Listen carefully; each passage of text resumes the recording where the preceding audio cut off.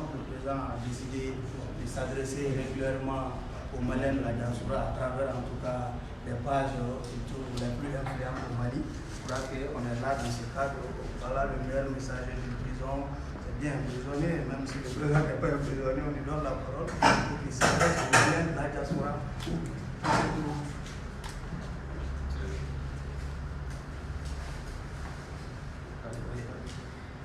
Bonjour et merci d'être venu. Nous avons émis le souhait de vous inviter aujourd'hui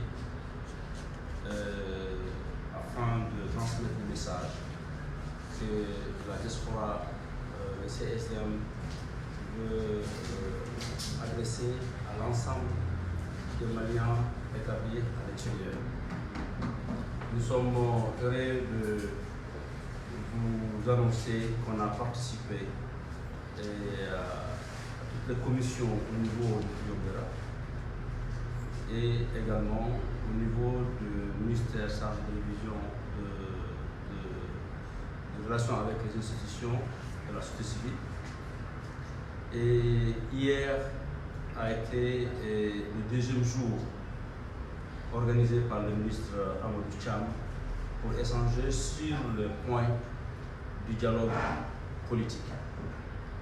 Et pendant les 2 jours, le CSDM a participé à toutes les commissions. Et nous avons écouté tous les délégués. Nous, notre point de vue, le problème du Mali ne date pas d'aujourd'hui.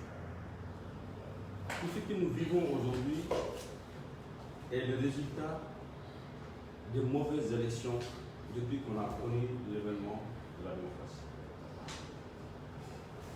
Notre compréhension, le gouvernement veut traiter le problème qui sont liés aux conséquences, mais pas à la cause. La diaspora malienne attire l'attention du gouvernement et l'ensemble des 18 millions de Maliens, parmi lesquels nous estimons aujourd'hui qu'on est 6 millions de Maliens. Si on arrive à résoudre le problème des élections au Mali, on aura résolu le problème à 90%. De 91 aux premières élections d'Alpha Ouattara, le taux de participation a été très faible. Son deuxième mandat a été également, je dirais, le taux le plus faible de participation. Cela démontre la non-participation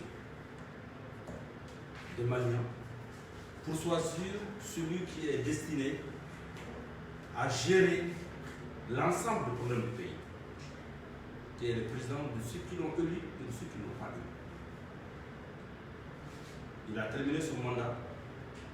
Tous ceux qui étaient mécontents sont restés dans une position d'opposant, en tropiant tout ce qui était possible de faire, en restant dans leur statut d'opposant.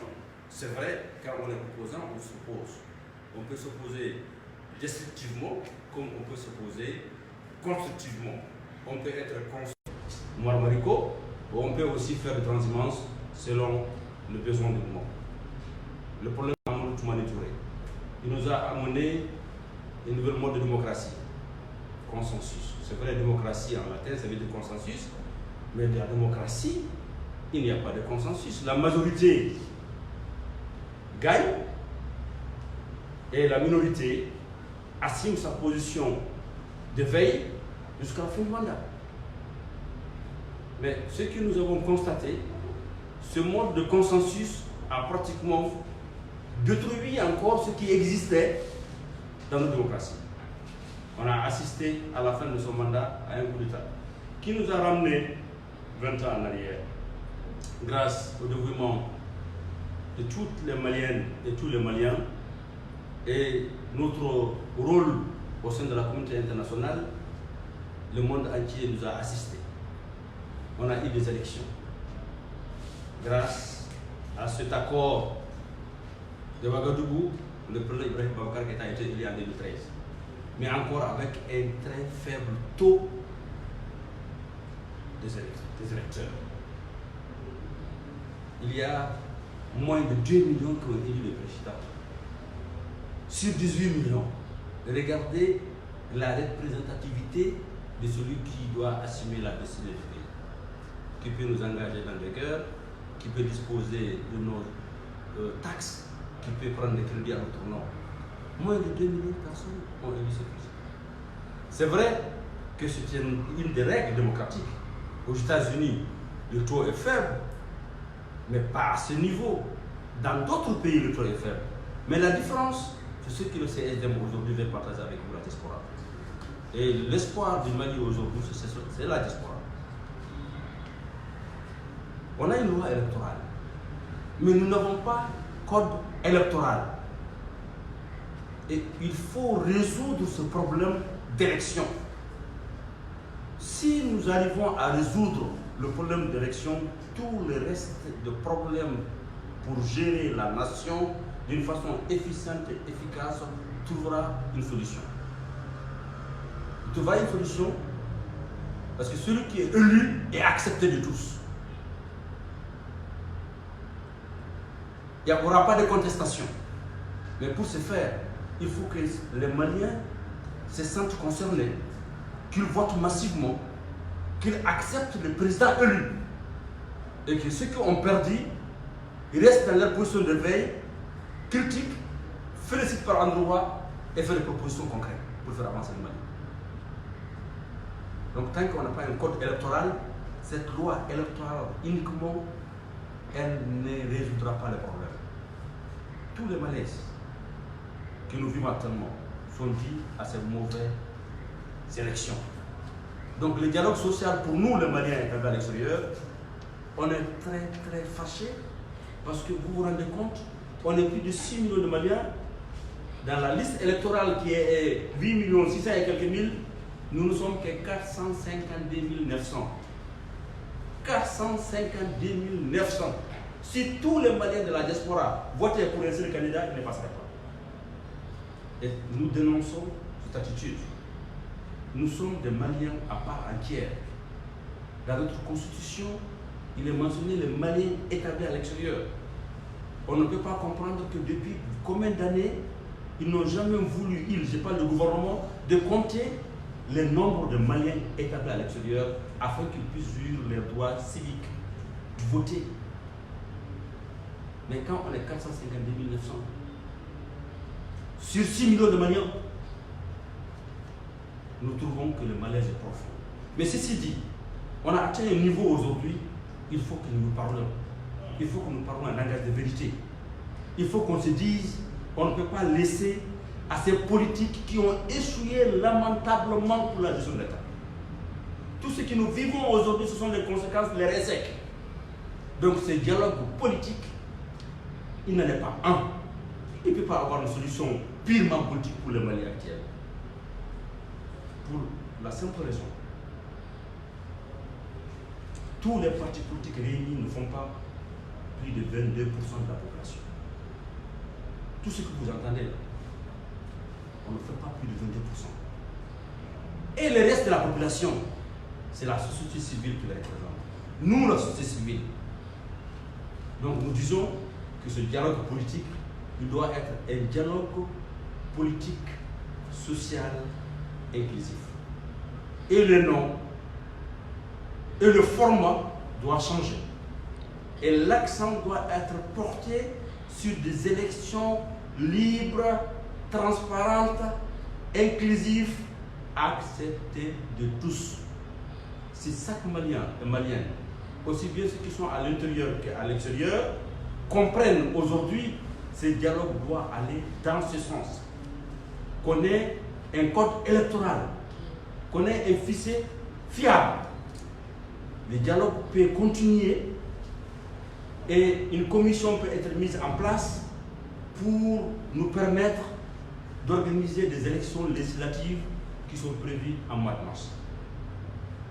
Le dialogue ne peut pas finir en 2 ou 3 semaines. Les enjeux sont trop importants. Mais s'il veut un Mali debout, uni, un et indivisible, il faut qu'on règle le problème des élections. Donc nous disons à la diaspora malienne, on vous a représenté dans ces commissions valablement.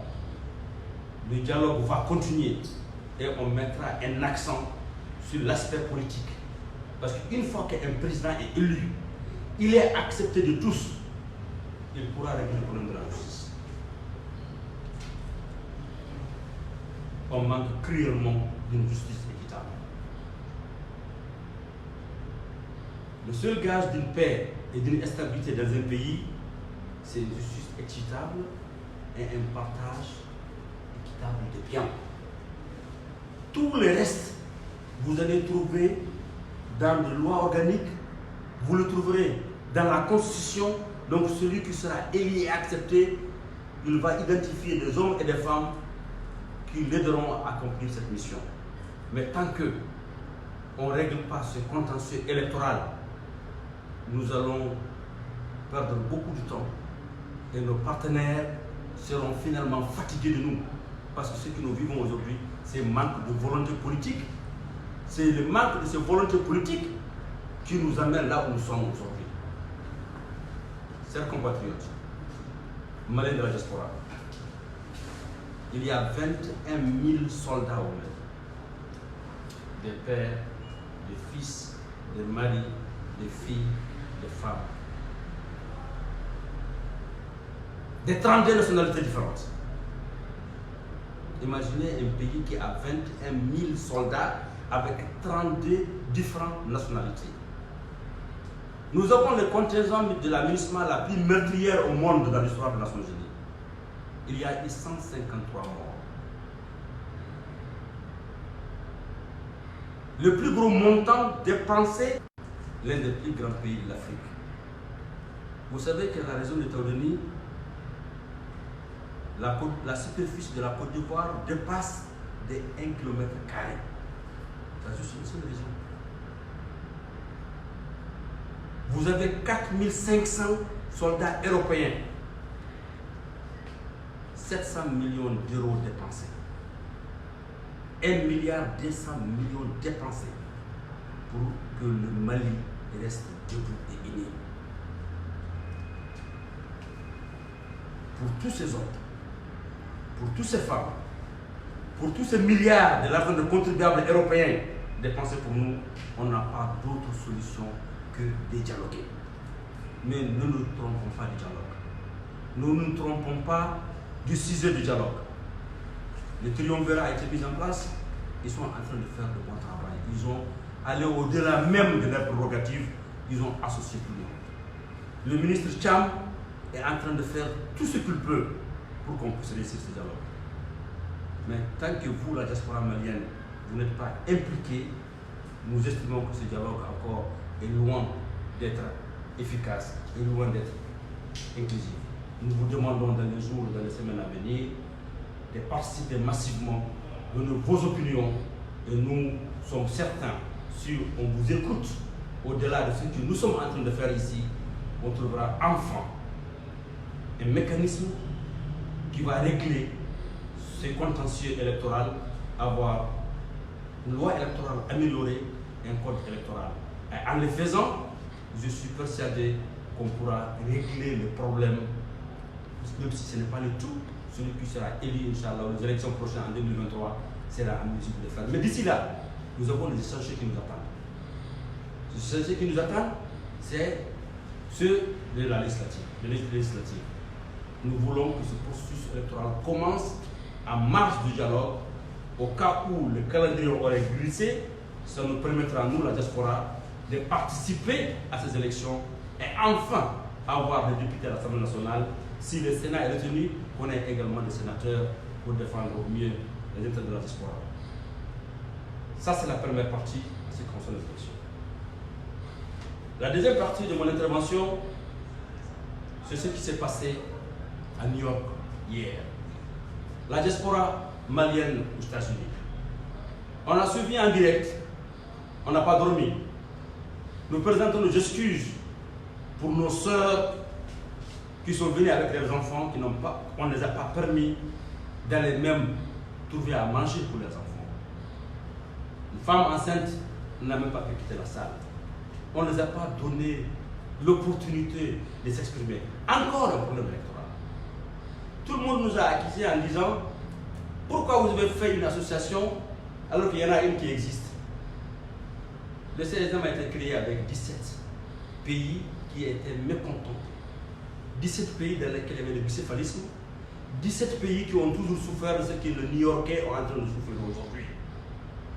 Ils ont élu leur président. Pour faire de la magouille, ils mettent quelqu'un d'autre.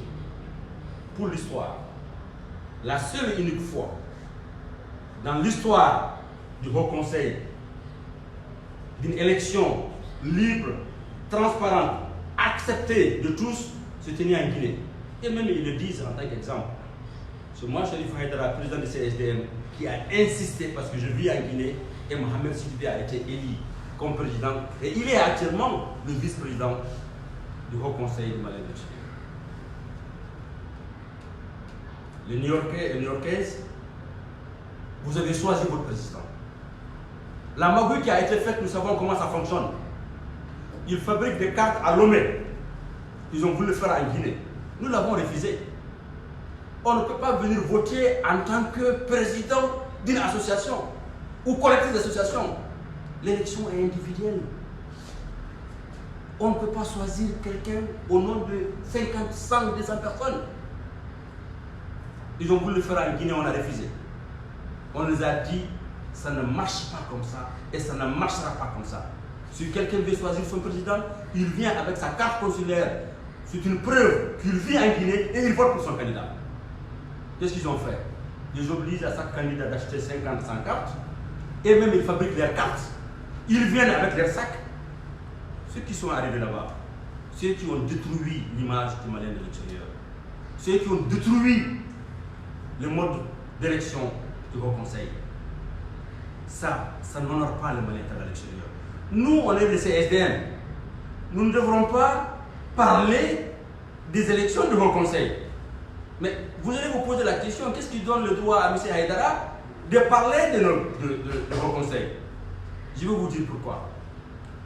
Le CSDM est le premier secrétaire chargé de l'immigration et de l'immigration au sein de la société civile malienne. Le Haut Conseil est le deuxième secrétaire. À ce titre, nous avons l'obligation de s'intéresser et de donner notre opinion pour tout ce qui arrive à nos compatriotes. On vous dit, messieurs les envoyés du Haut Conseil, vous avez encore fait ce que vous avez l'habitude de faire. Créer des bicéphalismes dans les États. Voler la victoire de celui qui a gagné. Imposer quelqu'un parce qu'il vous a donné de l'argent. Tripatrier la dignité, l'honorabilité et des Maliens. Il faut que ça cesse. Si on doit s'arrêter aujourd'hui pour demander au dialogue de faire en sorte que les élections au Mali soient inclusives, acceptées de tous, on doit balayer d'abord nous devant notre porte. Nous, les Maliens de la diaspora, on doit le montrer. C'est pour cette raison, je dis aux New-Yorkais, aux New-Yorkaises, ce qui est arrivé aujourd'hui chez vous, c'est ce qui est arrivé aussi en France. La seule élection qui s'est tenue libre et transparente, c'est celle de la Guinée. Nos élections au Pointe-Noire a été un exemple. Toutes nos autres élections seront également des exemples. Donc je vous dis, vous n'avez pas à vous plaindre. Parce qu'ils l'ont montré simplement ce qu'ils ont toujours été. Quand on peut accepter un Gabonais à la tête d'une association malienne, tout ce que vous avez, vous l'avez cherché. Ah, je vous dirais, merci d'être venu pour choisir votre président. Je dirais à celui qu'on a volé les élections qui est Bala Sissoko, de ne pas vous en faire. L'article 5 de la Constitution malienne à vigueur vous donne le droit d'adhérer à une association de votre choix. Les CSDM vous ouvrent ses bras. Vous avez toute votre place. Chez nous, venez, on va donner notre image. Vous qui avez fait le déplacement de Chicago, de Minnesota, de Washington, qui sont venus, ça c'est qu'il y a le CSDM fédéral aux États-Unis. La première fois qu'on a mis une association qui regroupe l'ensemble des Maliens établis aux États-Unis qu'on appelle le CSDM fédéral. La présidente Fatoumata Diarra, elle est effectivement à New York. Vous avez le secrétaire général Sako, on appelle Sakoba, il est là avec nous aujourd'hui, il est en vacances. Donc je vous dis de ne pas vous décourager pour la cause de Mali. De ne pas vous décourager à cause de personnes qui ne visent que leurs intérêts personnels. De ne pas vous décourager pour des personnes qui ont des calculs politiciens alors qu'ils sont supposés être une association apolitique à but non lucratif. Ça ne devrait pas vous étonner. Quand un président d'une association qui regroupe à son sein l'ensemble de différentes parties qui sont dans l'association vient s'arrêter pour dire que votez pour un tel candidat, on ne devrait pas vous reconnaître dans une telle association. Mais vous avez la liberté de choisir. Et le CSDM dit, venez, on va faire les associations autrement.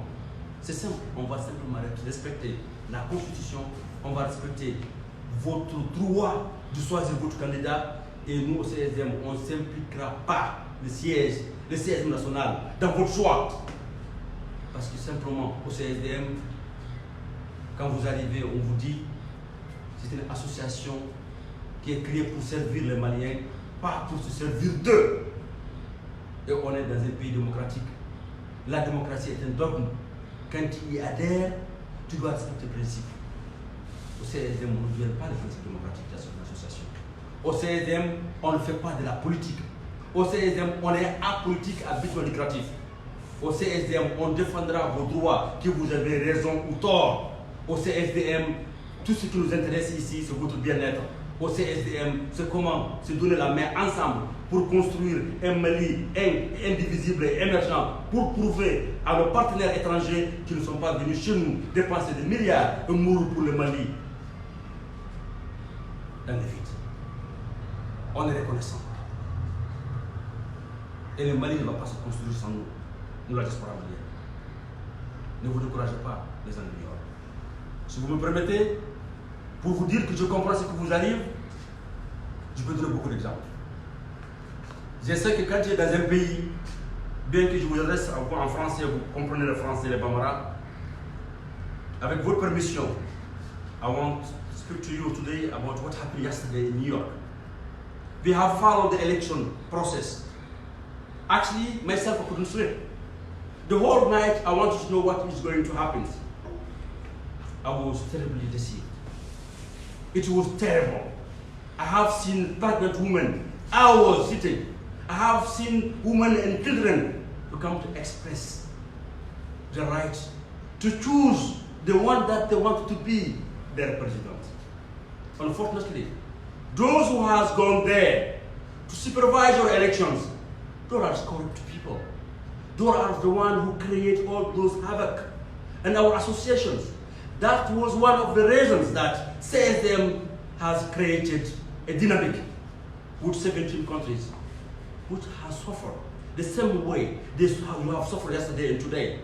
Those countries, 17 countries, including France, they always have chosen the one that has given them more money or have a political acquaintance with them. It's not because people choose you. They want to impose on you and come back and telling to you, listen, this is Mali, we should give hands together, we should be so the face of the world, we are united. No, that's not union. You can't come as someone who's been sent from the association to supervise election and trick them. And impose someone who haven't won. Disrespect to people. This is not being Mali. So what I'm telling you guys, ladies and gentlemen, my brother from New York, my sisters from New York, is not the end of the world. You have the right within our constitution. The Article 5 said you have the right to choose which association you want to adhere in. So you can adhere to CSDM. CSDM is created to serve you, not to take advantage of you. They have shown you their real face. And this is what is happening in 17 countries. So don't be disappointed that much. Don't let this get into you, because you are better off those thugs that have come to impose their will on you. This is not Malian. This is not American. and you shouldn't accept it. We won't accept it. You got to know we are with you in this case. Your door is widely open. Our mind is open. Come to adhere in CSTM and we'll make some positive changes for Mali. Mali cannot go forward without us. It is practically impossible. We have 21,000 soldiers for all the world, 32 nationalities, the biggest contingent ever in the United Nations. There had been 153 soldiers that died for the cause of Mali. 4,500 European soldiers, 30 of them have died for Mali. The community international, Europeans, spend 700 million euros for Mali yearly. There's hardly any money, their taxes. $1.2 billion is spent every year by the United Nations to establish Mali. Those who died, they are someone's father, someone's son, someone's daughters, someone's husbands, someone's wives. They died for us. We should show them we are grateful for what they've been doing for us. In that regard, we should give hand to hand and not to let ourselves be distracted from those talk that come to humiliate you and your right. We should give hand together because Mali needs us. The Malian of inside, they can't come out from this issue, from this problem without our help. So we are telling you, all of you are welcome in CSTM.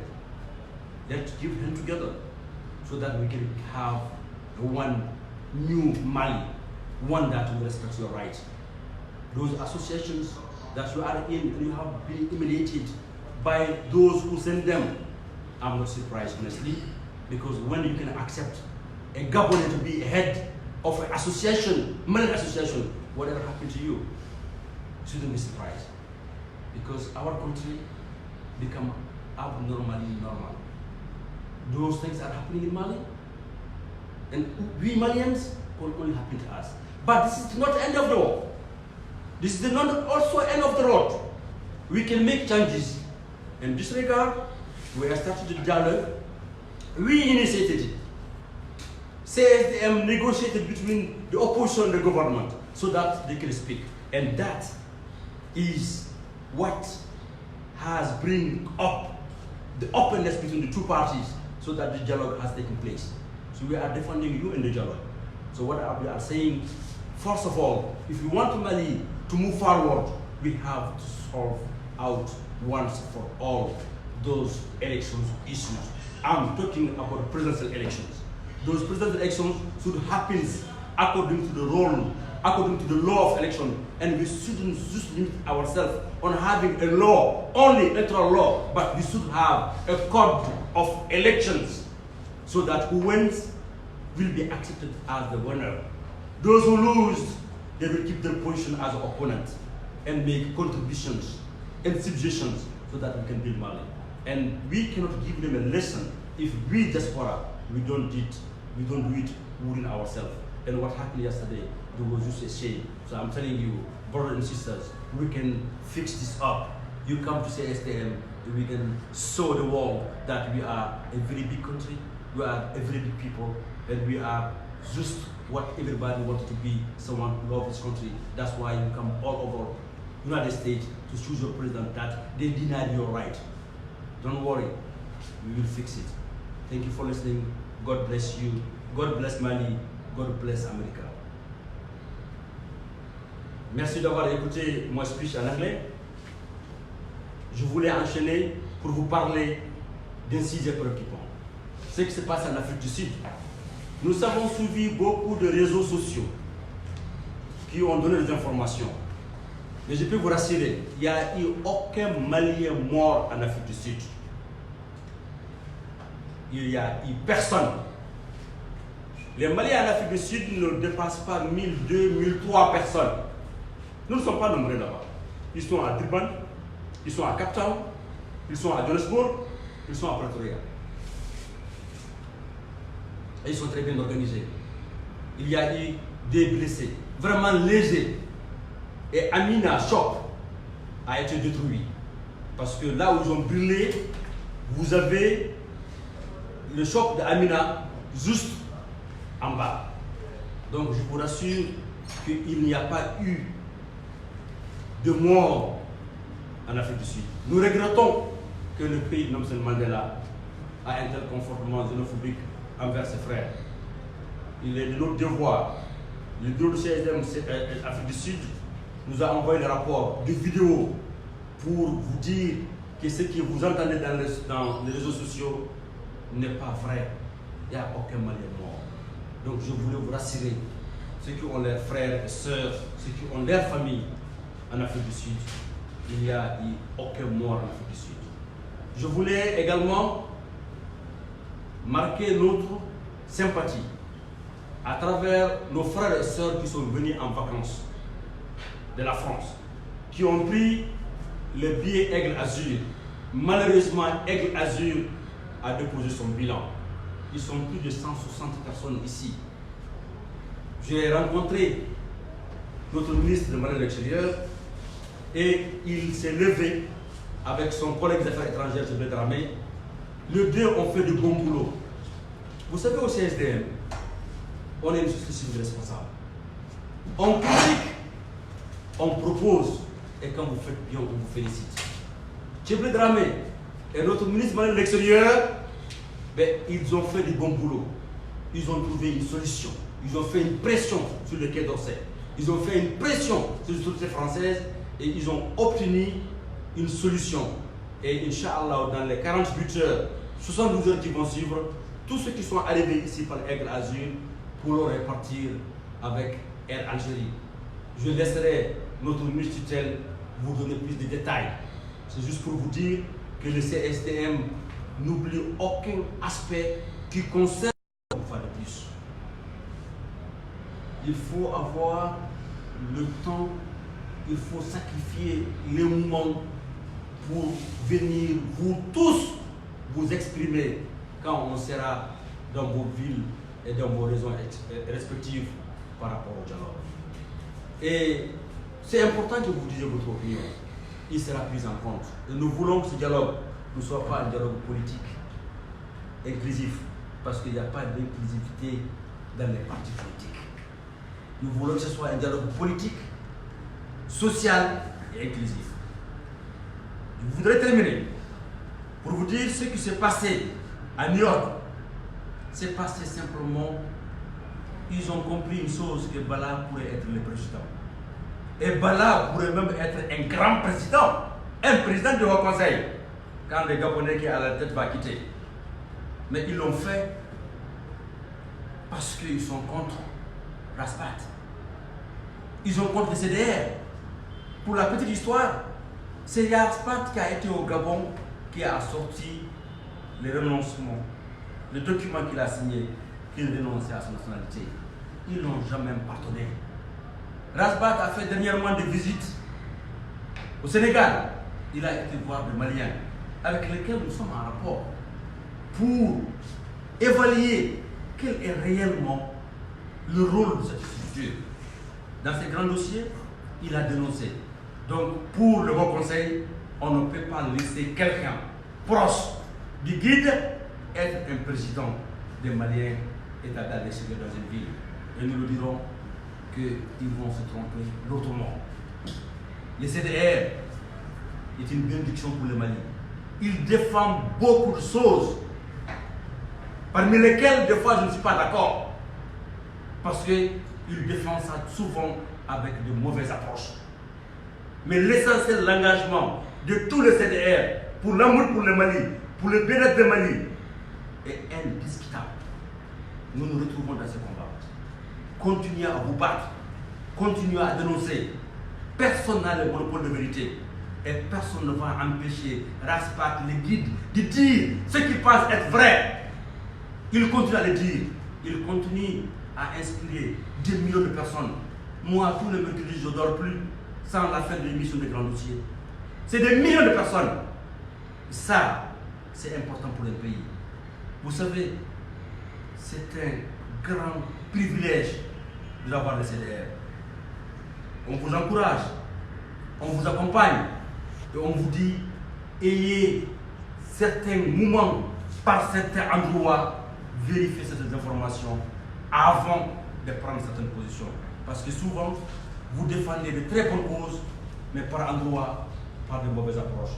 J'en suis persuadé, avec l'expérience que vous avez acquis, avec les informations que vous disposez, vous arriverez un jour, Inch'Allah, que personne ne va contester, ni être contre ce qui dit dans le CDR par rapport à la constitution de la nation. Je vous remercie.